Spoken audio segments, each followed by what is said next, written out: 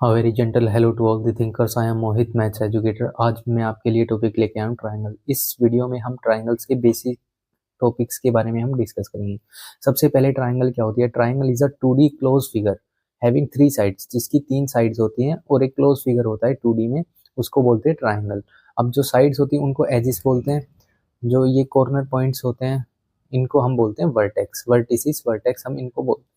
इसके जो interior angle हमारे पास 3 होते हैं, तीनों एंगल्स का जो इंटीरियर का जो एंगल्स का सम होता है वो हमारा किसके बराबर होता है, 180 डिग्री के बराबर होता है। ठीक है, इसके अलावा एक और चीज मैं इसमें ऐड करना चाहूँ तो क्या होता है, ये अगर इसी साइड को मैं एक्सटेंड कर दूं फर्दर, इसी साइड को एक्सटेंड कर दूं या फिर ऊपर इसको कर दूं या फिर इस साइड को ऐसे एक्सटेंड कर दूं मैं, या ऐसे एक्सटेंड करते हैं, तो जो ये हमारा एंगल होता है ये एक्सटीरियर एंगल, इसको बोलते हैं एक्सटीरियर एंगल। ये भी हमारा एक्सटीरियर एंगल होता है। ऐसे ये हमारा क्या होता है, एक्सटीरियर एंगल। तो ये जो एक्सटीरियर एंगल होता है ये सम के बराबर होता है किसके, जो इसके अपोजिट में जो बन रहे हैं।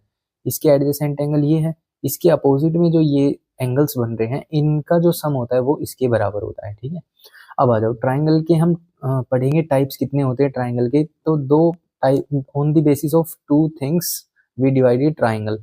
Triangle first on the basis of angle. Triangle कितने टाइप के होते हैं, 3 टाइप के होते हैं। सबसे पहले एक्यूट ट्राइंगल। एक्यूट ट्राइंगल होते हैं जिनमें सभी जो भी इंटीरियर आई मतलब होता है इंटीरियर एंगल्स सारे 90 से छोटे होते हैं, वो हमारी एक्यूट ट्राइंगल होती है। ठीक है, इसका अगर मैं एरिया निकालना चाहूँ तो एरिया निकलता है बेस इंटू हाइट। ये कोई भी बेस मान लो, ये हमारी क्या होगी, हाइट, जब हम परपेंडिकुलर डाल देते हैं। अगर हम इसको बेस मानेंगे तो परपेंडिकुलर डाल देंगे यहाँ पे, ऐसे अगर इसको बेस मानना है तो परपेंडिकुलर डाल देंगे यहाँ पे, इसका एरिया निकल जाएगा। उसके अलावा एक्यूट ट्राइंगल में एरिया हम निकाल सकते हैं हीरोन्स फॉर्मूला से भी, जो हमने 9th क्लास में पढ़ रखा है। ठीक है, अब राइट एंगल ट्राइंगल पे आ जाओ। राइट एंगल ट्राइंगल में क्या होता है, परपेंडिकुलर एक एंगल 90 डिग्री का होना चाहिए। जो इंटीरियर एंगल है वो one interior angle should be 90 degree with a measure of 90 degree. ठीक है, ये यहाँ पे अगर 90 डिग्री है तो ये हमारा परपेंडिकुलर हो गया, बेस हो गया, और ये क्या हो गया, हाइपोटेन्यूज। इसका अगर हमें एरिया फाइंड करना है तो हमारे पास परपेंडिकुलर होता है और बेस। इस परपेंडिकुलर को हम हाइट कंसीडर कर लेते हैं, तो हमारा जो एरिया होता है वो क्या होता है, half into base into height. ये हमारा क्या हो जाता है, एरिया। अब बेस, हाइट क्या है, परपेंडिकुलर है, बेस तो बेस ही है इसमें। ठीक है, ऑब्ट्यूज ट्राइंगल, ये थोड़ी इंपॉर्टेंट है। क्यों, क्योंकि हमारे एक टॉपिक आएगा अभी 10th क्लास में, जो मोस्ट इंपॉर्टेंट कोर टॉपिक है, जो एग्जाम के पॉइंट ऑफ व्यू से उसमें ये रोल प्ले करता है ये कंसेप्ट, तो ये अच्छे से समझो। ऑब्ट्यूज ट्राइंगल क्या होती है, obtuse triangle is a triangle having one of the interior angles with a measure of greater than 90 degree. 90 degree से ज्यादा का कोई एक एंगल होता है ट्राइंगल में, तो उसको हम बोलते हैं ऑब्ट्यूज ट्राइंगल। ठीक है, एरिया कैसे निकलता है, एक तो हीरोन्स फॉर्मूला से निकल सकता है ऑब्वियसली, अगर हमें सारी साइड्स पता हो। उसके अलावा इसका एरिया हम निकालते हैं half into base into height से। देखो ये हमारे पास, देखो हमारे पास इसकी हाइट कैसे मेजर करेंगे, इसकी हाइट मेजर करने के 2 तरीके होते हैं। एक तो हम डायरेक्ट यहाँ से ऐसे कर लें, ये हमारी परपेंडिकुलर हाइट आ जाएगी और ये पूरा क्या हो जाएगा, बेस। उसके अलावा जब मैं इसको बेस कंसीडर करूंगा तो इसको मैं एक्सटेंड कर दूंगा आगे तक। ठीक है, और यहाँ से एक परपेंडिकुलर डाल दूंगा, इस वर्टेक्स से यहाँ पे जो परपेंडिकुलर डल गया ये इसकी क्या है, हाइट। ये तो हमारी हो गई हाइट। उसके अलावा बेस, अब आप सोचोगे बेस पूरा, एक्सटेंडेड बेस नहीं होता, बेस सिर्फ ओरिजिनल होता है जो यहाँ तक था, बस ये इतना बेस हमें कंसीडर करना है। उसके अलावा ये हमारी हाइट आ गई, तो जो इसका एरिया होता है वो होता है half into base into height. ये हमारा ट्राइंगल का, ऑब्ट्यूज ट्राइंगल का एरिया होता है।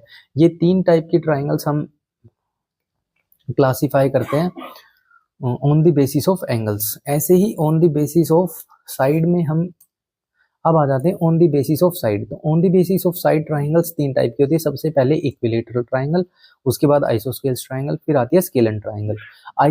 इक्विलेटरल ट्राइंगल वो ट्राइंगल होती है जिसमें सारी साइड्स कैसी हो, इक्वल, सारी साइड्स इक्वल होते हैं, उसके साथ साथ इसके सभी एंगल्स कैसे होते हैं, इक्वल, सभी एंगल इक्वल। फॉर एग्जांपल अगर एक एंगल का मेजर है x, x plus x plus x is equals to 180 आना चाहिए, यहाँ पे क्या आ जाएगा 3x इज इक्वल्स टू 180, ऐसी x की वैल्यू क्या आ जाएगी 60 डिग्री। तो हमारा जो एक एंगल होता है वो कितने डिग्री का होता है, 60 डिग्री, और सारी इक्वल है, तो मतलब each angle, each interior angle should be a measure of 60 degree. तो ये हमारा क्या होता है, ट्राइंगल होता है। इसका एरिया कैसे निकालते हैं, इसका एरिया निकालने के लिए हमारा एक डायरेक्ट फॉर्मूला होता है, क्या, √3/4 ए स्क्वायर। ए क्या होता है, यहाँ पे ए होता है साइड, सारी साइड सेम है, कोई भी एक साइड क्या मानी हमने, ए, तो ए का स्क्वायर कर दो और किससे मल्टीप्लाई कर दो, √3/4 ए से। ये हमारा क्या होता है, इक्विलेटरल ट्राइंगल का एरिया होता है। ऐसी आइसोस्केल्स ट्राइंगल क्या होती है, देखो आइसोस्केल्स ट्राइंगल वो होती है जिसमें दो साइड कॉमन हो, सॉरी 2 साइड्स आर इक्वल, दोनों साइड इक्वल हो, एक तो ये साइड और ये दो, फॉर एग्जांपल ये दोनों साइड अगर इक्वल है तो इसमें प्रॉपर्टी क्या होती है, इसमें प्रॉपर्टी ये होती है कि इनके अपोजिट जो एंगल बनेंगे, equal sides, angles opposite to the equal sides are equal, इनके अपोजिट, इक्वल साइड्स के अपोजिट जो एंगल बनते हैं ये दोनों भी क्या होते हैं, इक्वल होते हैं। ये हमारी इसकी क्या होती है, प्रॉपर्टी होती है। ऐसी स्केलन ट्राइंगल क्या होती है, अब स्केलन ट्राइंगल वो होती है जिसमें कोई भी साइड एक दूसरे के बराबर ना हो, कोई साइड बराबर ना हो, कोई एंगल बराबर ना हो, तो उसको बोलते हैं हम स्केलन ट्राइंगल। ठीक है, फर्दर जब हम आगे बढ़ते हैं तो हम क्या पढ़ते हैं, एल्टीट्यूड। एल्टीट्यूड क्या होता है, basically altitude is the height of triangle.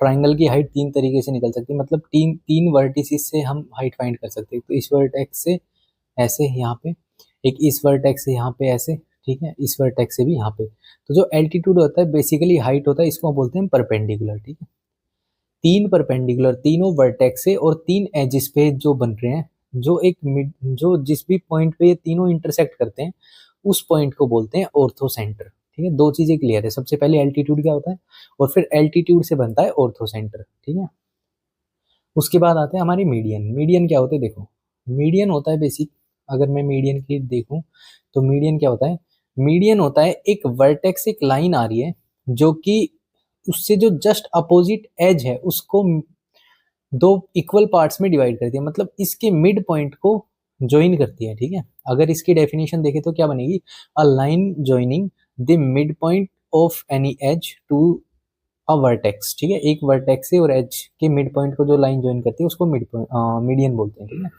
ऐसी ट्राइंगल में तीन मीडियन होते हैं, अलग अलग एजिस पे बन सकते हैं, कि ये और तीन मीडियन जहाँ पे इंटरसेक्ट करते हैं एक पॉइंट पे उसको बोलते हैं सेंट्रियोइड। ठीक है, सेंट्रोइड इसको हम बोलते हैं।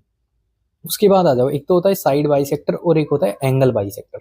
अब साइड बाइसेक्टर होता है ये कि साइड को बाइसेक्ट करे। ठीक है, देखो इसमें तो बाइसेक्ट कर ही रहा है, लेकिन इसके साथ साथ ये वर्टेक्स से है। ठीक है, ये कोई वर्टेक्स से नहीं है, बस लाइन को बाइसेक्ट कर रहा है, हमें नहीं पता ये इससे टच हो रहा है या नहीं हो रहा। ठीक है, इस पे ज्वाइन कर रहा है नहीं कर रहा, बस ये बाइसेक्टर है। ठीक है, दो चीजें होती है, एक तो साइड बाइसेक्टर ये होता है, एक होता है परपेंडिकुलर बाइसेक्टर। तो परपेंडिकुलर बाइसेक्टर वो होगा जो बाइसेक्ट तो करे ही करे, उसके साथ साथ वो परपेंडिकुलर एक 90 डिग्री का एंगल भी बनाए। ठीक है, अगर ऐसे ही तीन, देखो ये जो हमारा इस फिगर में आप देख रहे होंगे, ये जो है यहाँ पे क्या है, ये परपेंडिकुलर बाइसेक्टर है। तीन परपेंडिकुलर बाइसेक्टर हो सकते हैं, तीनों परपेंडिकुलर बाइसेक्टर्स जहां पे टच करते हैं, जिस इंटरसेक्टिंग पॉइंट पे सारे इंटरसेक्ट करते हैं एक ही जगह, उस पॉइंट को बोलते हैं सरकम सेंटर। उसको क्या बोलते हैं हम, सरकम सेंटर। याद कर लो, सर्कल से जब आप देखोगे ना तो यहाँ से इस पॉइंट से हम सर्कल भी फॉर्म कर सकते हैं। ठीक है, तो इसीलिए इसका नाम पढ़ा है मैं, सरकम सेंटर इसको हम पढ़ते हैं। ठीक है, उसके बाद आता है हमारा एंगल बाइसेक्टर। अब एंगल बाइसेक्टर क्या होता है, ऐसा देखो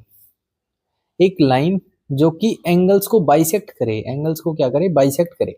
अब एंगल्स को बाइसेक्ट कर रही है ये लाइन, ऐसे ये लाइन यहाँ पे एंगल को बाइसेक्ट कर रही है, फॉर एग्जांपल एक ये और ये इक्वल है।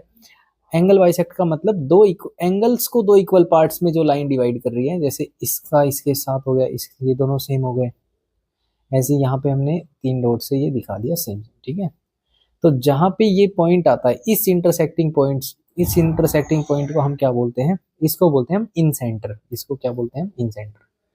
तो ये होता है इन सेंटर, ये हमारा क्या हो जाता है, इन सेंटर। तो आपको क्लियर है, सबसे पहले एल्टीट्यूड। एल्टीट्यूड ऑर्थो सेंटर किससे बनते हैं, एल्टीट्यूड से। सेंट्रियोइड किससे बनते हैं, मीडियन से।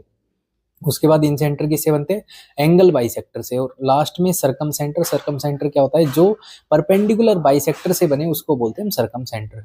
आई होप ये वीडियो आपको हेल्पफुल लगी होगी, यूजफुल होगी। अगर आपको वीडियो अच्छी लगे, कंटेंट अच्छा लगा हो तो प्लीज़ लाइक करें, सब्सक्राइब करें हमारे चैनल को, और ज़्यादा से ज़्यादा अपने दोस्तों के साथ शेयर करें जिसको ज्योमेट्री में दिक्कत है। ये बिल्कुल बेसिक की वीडियो थी, ये सारा आई होप हमने ट्राई किया है कि हम बेसिक्स को कवर करें। ये पीडीएफ आपको टेलीग्राम चैनल पे मिल जाएगी, उसके लिए आप हमारा टेलीग्राम चैनल ज्वाइन कर सकते हैं। Okay, wish you all the best.